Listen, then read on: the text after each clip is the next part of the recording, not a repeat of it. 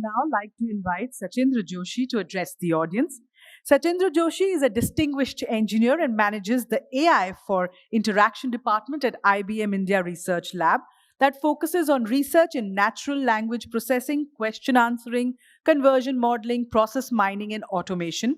He also leads the conversation AI effort across IBM Research and works closely with different labs and business divisions to create state of the art conversation technologies and integrate them with IBM products and services. He has over 70 research papers in top journals and conferences and over 50 patents to his name. Prior to joining IBM Research, Sachindra completed Masters in Computer Science and Engineering from Indian Institute of Technology, Bombay, in the year 2000. Let's give a big round of applause to Sachindra. Good morning, everybody. So what I would be talking about, so we have a lot of different discussions and talk about teaching and skilling today.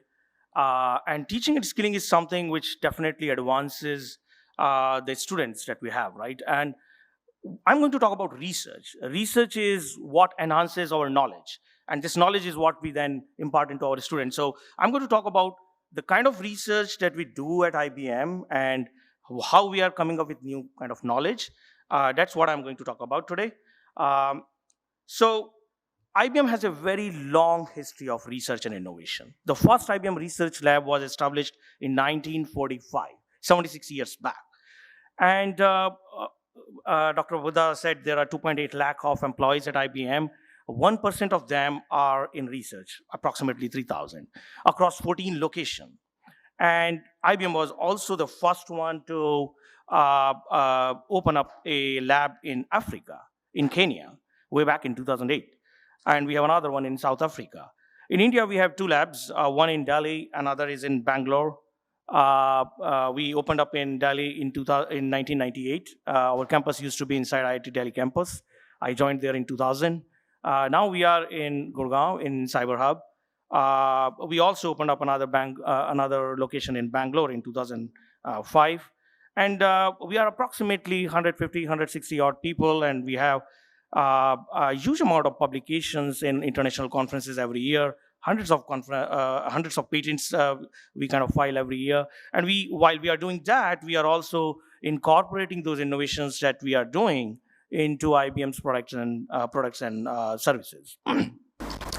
So what I plan to do, like what I intend to do today, is to give you a glimpse of the kind of things that we are doing at IBM Research India, and then also give an example how the research evolves and progresses in IBM Research. So I plan to give you an example of that. And so the key areas, the focus areas that we have at IBM Research India, one of them on the right-hand side you see on artificial intelligence. Again, there are different sub-focus area, language being one of them. At India, we have a lot of focus on regional languages. We have incorporated big models. So nowadays in artificial intelligence, there is this huge buzz around what are called pre-trained language models. Things like BERT, GPT-3, I don't know whether maybe you would have heard those names. They are mind-boggling technologies. And all that technological innovation is happening in English. I do see some of those innovations now happening in Russia, in Chinese, in Japanese, and so on and so forth. At India Lab, at IBM, we are trying to build those kind of models in other languages, regional languages, Tamil, Telugu, Malayali, Bengali, Marathi, so on and so forth. We are also looking at what are called code-mixed languages. So we don't speak just Hindi, we mix it with English. And that challenge, creates more challenges to translate, to do other things, right? So these are called code-mixed languages. People don't speak Marathi, they speak Marathi, Hindi, English, all mixed together. So we are looking at those kind of problems. So that's on the language side. Then we have a lot of issue around trust. All these models that we have today, they are being built using English languages. And this content is coming from America or from Western Europe, so on and so forth. So there are a lot of biases that are inbuilt into it because of the content that it has. And this is not peculiar to just language. All the models that are being built in for example, in medical domain today, is kind of, you have a sort of CT scan coming up, and then the CT scan has a particular disease. All this data is coming from Western Europe or from America, and they have biases around the geography around that, right? So that's a bias problem. On the language side, we are looking at how to eradicate this kind of bias, and so on and so forth. And then there are reasoning related problems that we work on. On AI application side, on the far left side, we are looking at customer care as one of the application. We all have now, kind of seen these conversational bots that are there. So that's another focus area that we have. I'm going to talk more about that. And then we have other kind of applications that we are in business automation, in supply chain. So taking the innovations in AI domain and then applying them in these specific use cases. That's another thing that we are looking at. We are also working on hybrid cloud, how to modernize our existing legacy systems and so on and so forth. We also have a lot of focus on quantum computing. Quantum computing is extremely advanced concept, and IBM has been doing it for a while now, but this is last year the first time we started to do it in India. We have a quantum excellence center. So there is a lot of focus around quantum security and hybrid cloud also. So this chart kind of gives you a overall view of the different kind of technologies that we are working on, and which kind of goes from AI to hybrid cloud, to applying those AI technologies into specific applications, as well as more advanced and more futuristic technologies like quantum computing. Now, what I like to do is to kind of give you an example, just pick one example out of these and see how we kind of progress and create new knowledge around that. And I'm going to talk about conversations, right? So conversations are everywhere, right? So here you have a kind of conversations. What are your hobbies? I like to read, sometimes watch movies, so on and so forth. So this is kind of a chit-chat kind of a conversation, right? And then there are other kind of conversations which are more goal-oriented or task-oriented, where you want to do certain things. Like today, if you go to a bank, you probably would see here, chat with us, and there is an automated bot sitting behind it, which is going to help you resolve some things, whatever your queries are. And the experience so far is not very desirable. It's very limiting. The kind of conversations that we can do with these automated bot is not something which is anywhere close to the way we talk among humans. It's not naturalistic. It's very limiting. So the way these bots are built today, okay, and these bots are everywhere. These bots are with airline industry. These bots are with banks. These bots are with telecom companies, so on and so forth. How they are built?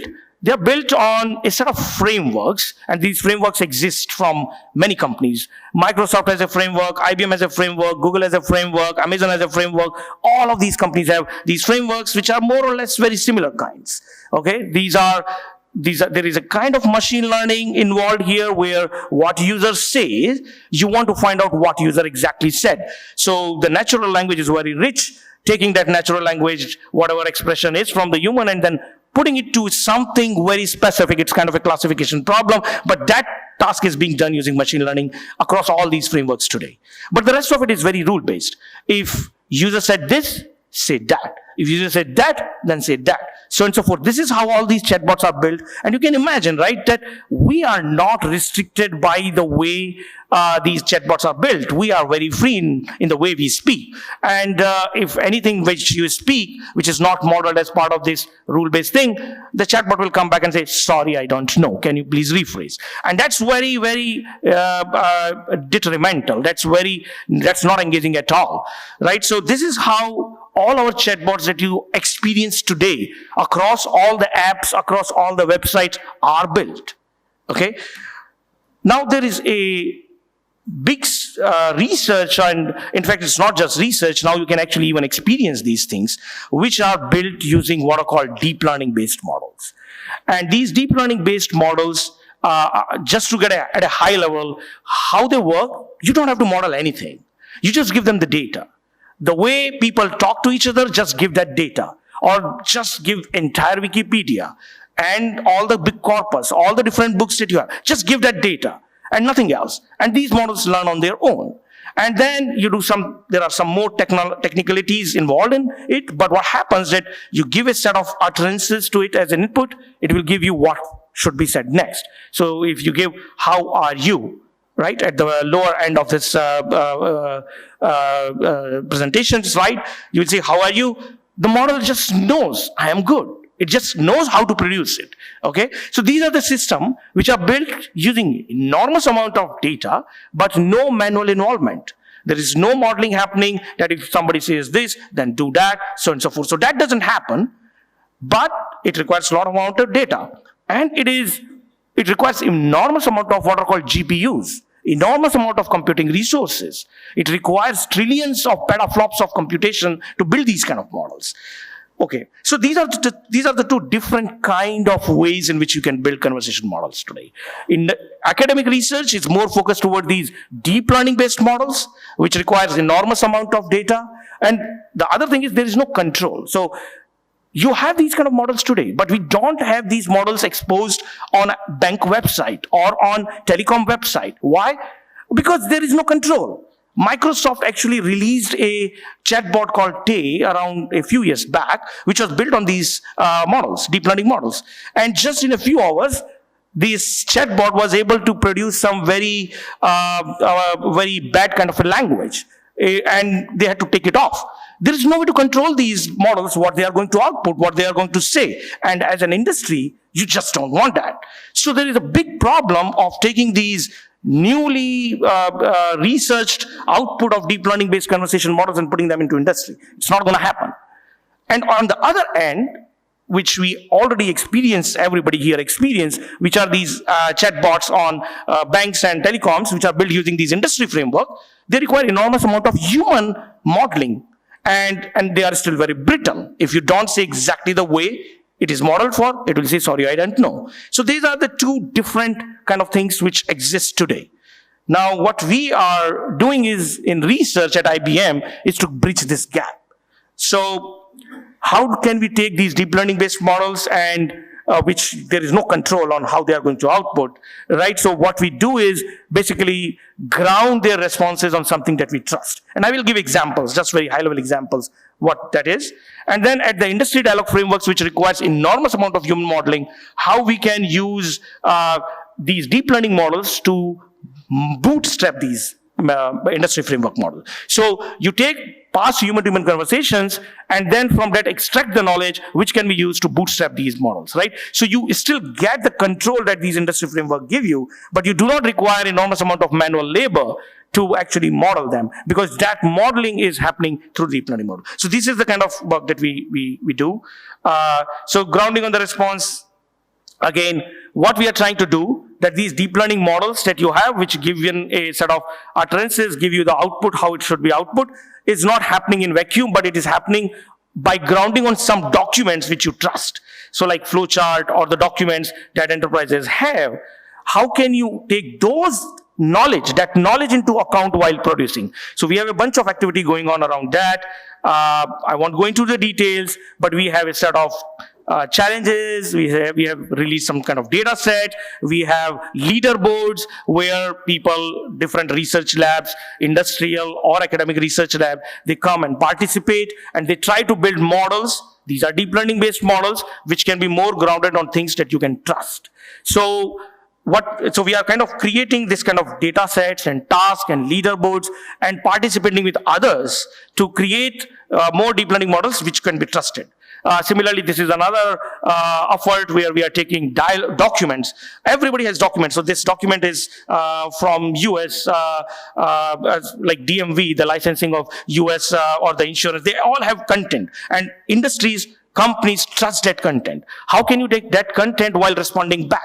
Right, so on the left-hand side, what you're seeing is a document. On the right-hand side is what you're seeing, a conversation. Now, this conversation is being carried out by a deep learning model. It's actually taking into account the content which is only in this document. So by doing this, you are only outputting things that you can trust. Again, we have a data set that is released. We have a challenge. We have a leaderboard where many teams for different universities and industries are participating. So this is again an effort where we are trying to enhance the state of the art of building conversation model using deep learning, which can be grounded, which can be trusted. Okay, on the other end, so this is like what we are trying to build is take the deep learning models and build them in such a manner that we can trust more. On the other end, take the industrial framework, like what Microsoft, IBM, Google, Amazon, everybody has, and take deep learning concept and put them in, right? So for example, so I will not go into these details, but the way it happens is like there are these conversations, right? Like we have all these problems with our laptops and people call up somebody and talk to them. And these are glimpses of those conversations. And you can see that people ask similar kind of questions all the time. And agents actually kind of respond back them in a very similar manner. So we could use these deep learning techniques to analyze these conversation logs and come up with what we want to model in these bots.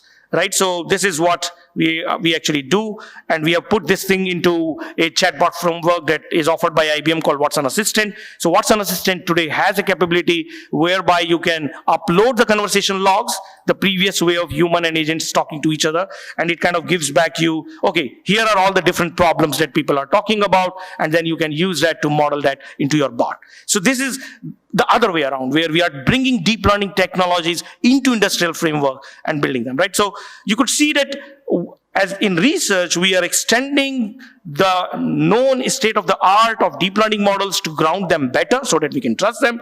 At the same time, we are taking them into the existing industrial framework that IBM has, or for that matter, other companies also has, and then extend them with these deep learning models. So, okay, so that was the example. Here are some of the awards kind of things, big things that we have done. On the far right, there is a debater project that we did.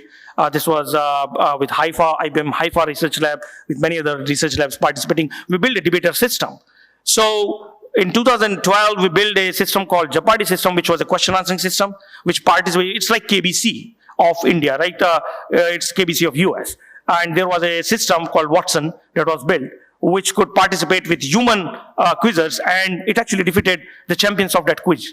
So it was a computer system which defeated it, okay, and it was televised in US. So that's something that we do these kind of challenges. Very recently we did this debater challenge where we built a debater system, and then that debater system debated with a very fantastic human who was very good at debating. So you could actually have machines today that can debate like humans do. So that kind of came on the Nature's publication. On the right hand, on the lower side, what you have is the quantum computer that we have. So these are the different kind of things. We also did things with US Open. And these are the kind of awards that we have in our lab, our own lab. We have people who are in under 40 data scientists, people who have got rising stars and so on and so forth. So I will just leave and pause at this point of time with this. Thank you.